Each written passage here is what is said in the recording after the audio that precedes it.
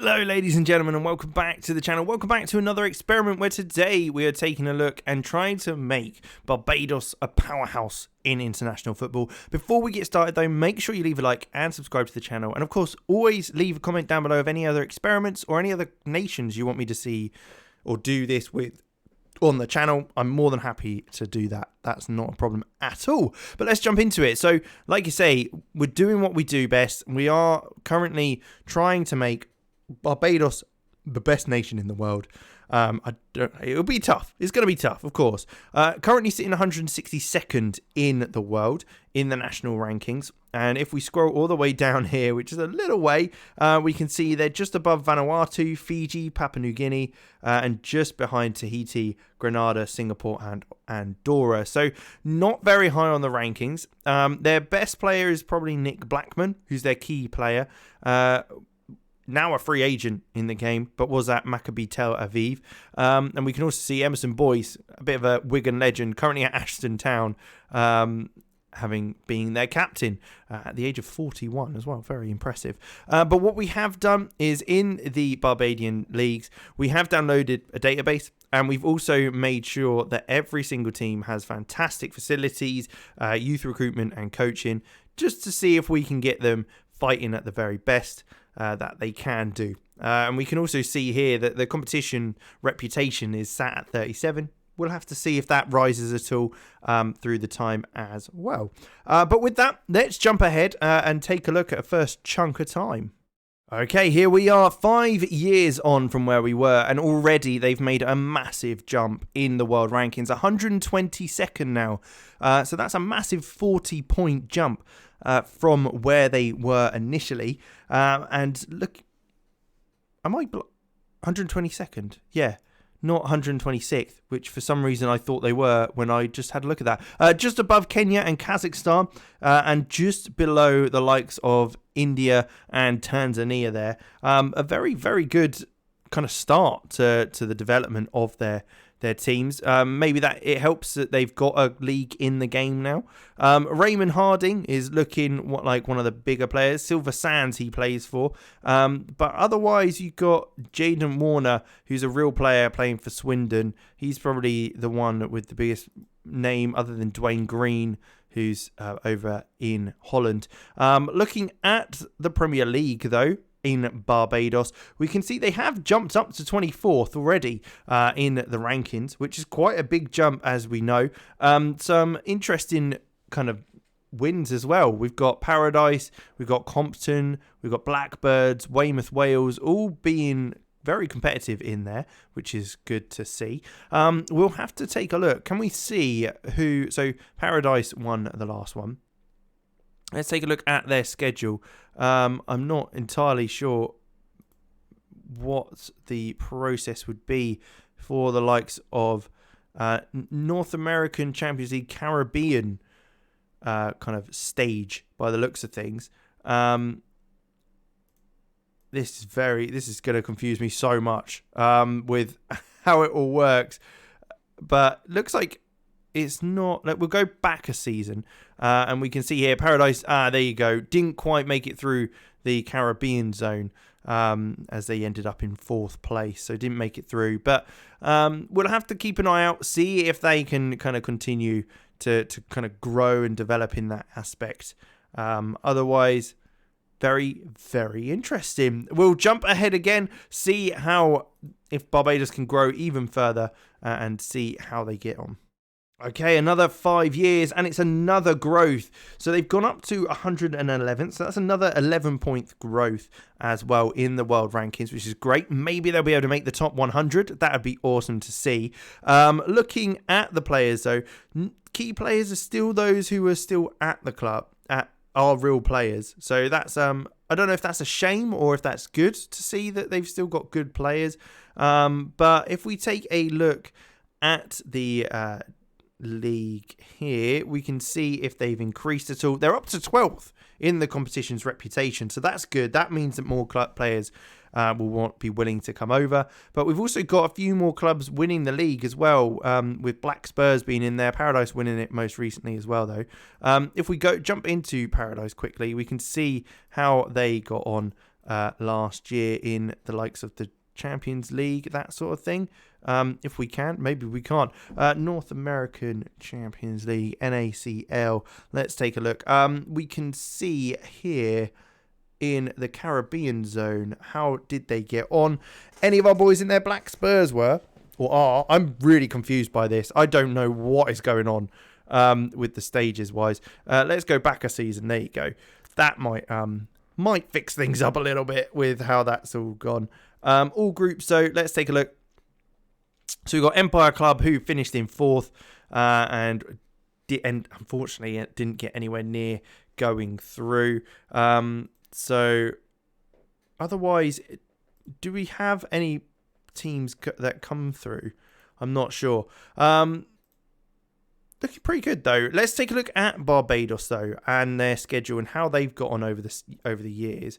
If we jump back to 22, we can see the North American Nations League Division C Group 4. They've smashed teams in that.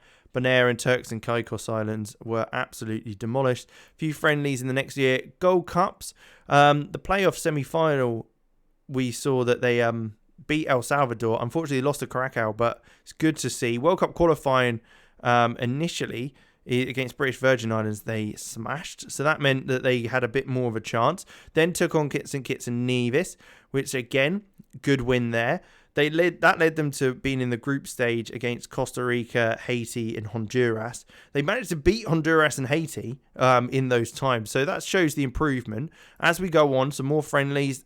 North American Nations League, losing to Krakow, but a win there as well against Puerto Rico and Bermuda as well. So it is clear that things are improving for them. The Cayman Islands there, Haiti, unfortunately, lost to. In the Gold Cup, they did lose in the group stage against Honduras, Martinique, and Jamaica.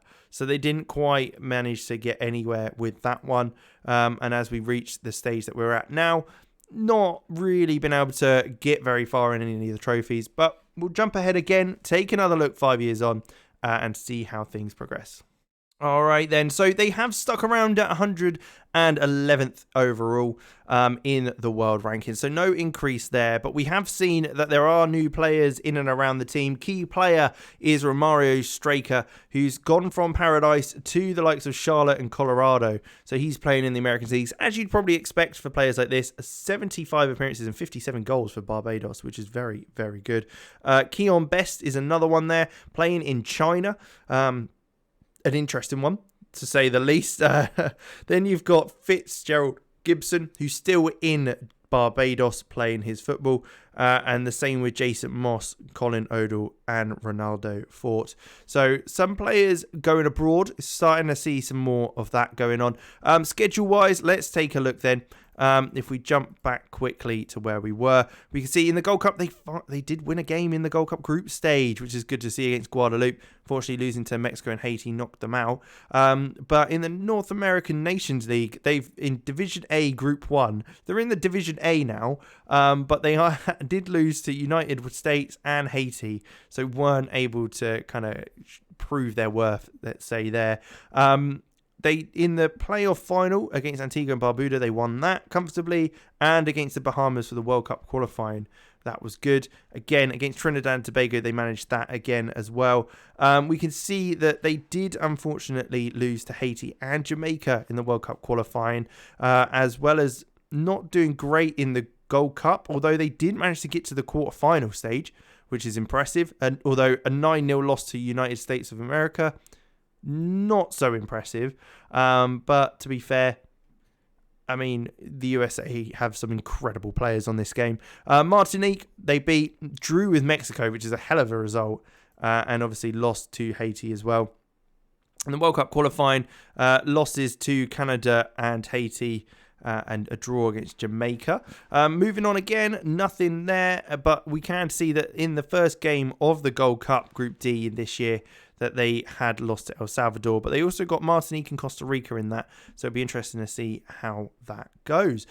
So not too bad. They haven't improved too much, but it's good to see that they're kind of getting a little bit further step by step before we jump on one more time. But we will take a quick look at the Premier League. Has that grown? Yes, it has. They're up to 7th in the rankings for the league. Black Spurs winning it most recently with Belfield as well. So, I mean, it's good to see a lot of clubs all over the shop winning things. Weymouth Wales, who not long ago had actually been winning the league, 10 years ago, winning the league, is now sat 12th in the division. So interesting to see that how those teams fall. But there you go. We will jump one more time 5 years on and take a look where it ends up and how they got on.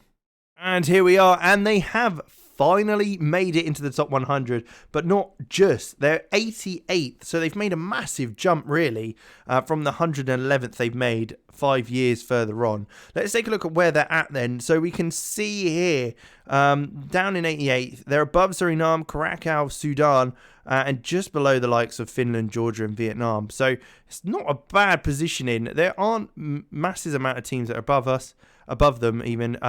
El Salvador, Honduras, Canada, Peru. Oh no, Peru's obviously not North American. Haiti, which is above Canada, which is interesting. But otherwise, obviously, you've got the classic Jamaica, Costa Rica, USA, and of course Mexico as well. So there are obviously teams above them, but they're looking much, much better as expected. Obviously, we can see Romario Straker, who we saw previously at Colorado, still banging in those goals. 107 goals and 131 appearances for them, wanted by the likes of LA. We've also got Keon Stanford for DC United. He's moved on from Jamaica. Dickwan Holder, again, great name, as well as moving to America. Colin Odell still at Black Spurs. Kamal Lawrence has gone to Sunderland after moving to Mansfield, which is interesting. So he's gone out there. And then we've got Applewhite, who's also still in Jamaica, still causing problems for teams, I can see. But let's take a look in the leagues. They are fourth in the divisions, above the MLS. They are Jamaica and Barbados are above the MLS, which is quite impressive. They've had a massive fall over the last 5 years, the American League. But there you go. I mean, that's quite impressive. They've jumped up to sixth. Which is good to see. They jumped up to fourth, I should say, because they're above the likes of MLS in sixth, the Jamaican Premier League, and the Guatemalan League. Very, very impressive indeed. Still plenty of clubs swapping and changing with who's winning the leagues. Ellerton winning it there, Britton Hill as well. So, I mean, it's so interesting how that so many clubs are jumping in and out of winning that league. But there you go. Quite the result. I mean, they even managed to get up to 84th at one stage, which was good to see. But there you go. We'll leave it at that. Thank you very much for watching. I think that was pretty successful. Going from 162nd to 88th, breaking into the top 100 nations. Very, very good. But there you go. We'll leave it there. Thank you for watching. Make sure you like, subscribe, all that good stuff. And I'll catch you in the next one.